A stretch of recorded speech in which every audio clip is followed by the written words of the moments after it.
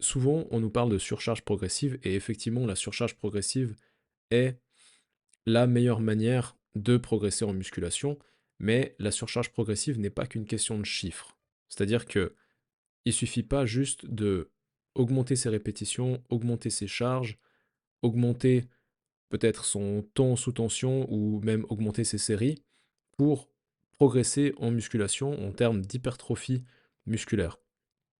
Certes, ces métriques que je viens de vous citer sont très pertinentes lorsqu'on veut progresser euh, uniquement en termes de performance, en termes de quelle charge on utilise, quel volume ou intensité d'entraînement on est capable de soutenir.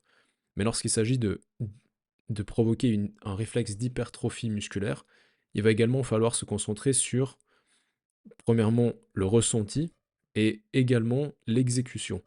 Parce que ces deux paramètres-là sont également très importants lorsqu'on veut prendre du muscle, et ce pour plusieurs raisons. Déjà euh, pour le ressenti, si on n'a pas une connexion cerveau-muscle qui se fait lorsqu'on effectue un exercice, on va recruter moins de fibres musculaires et donc on va faire moins de muscles. On va donc emmagasiner aussi moins de fatigue. Donc la série sera moins intense, sera moins productive et ce sera pas aussi efficace d'un point de vue hypertrophie musculaire. Et surtout, au niveau de l'exécution, si on a une exécution qui n'est pas optimale, je parle toujours optimale dans un objectif d'hypertrophie musculaire, si on n'a pas une exécution qui est optimale, on n'aura pas des résultats optimaux.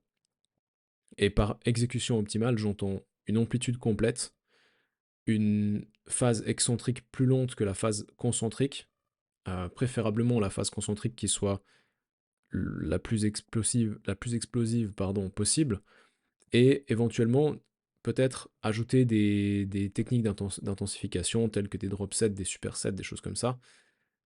Ça, ce sont également des métriques qui sont à prendre en compte lorsqu'on veut prendre du muscle. Donc, la morale de ma vidéo aujourd'hui, se concentrer sur les chiffres, c'est bien, mais se concentrer sur le ressenti,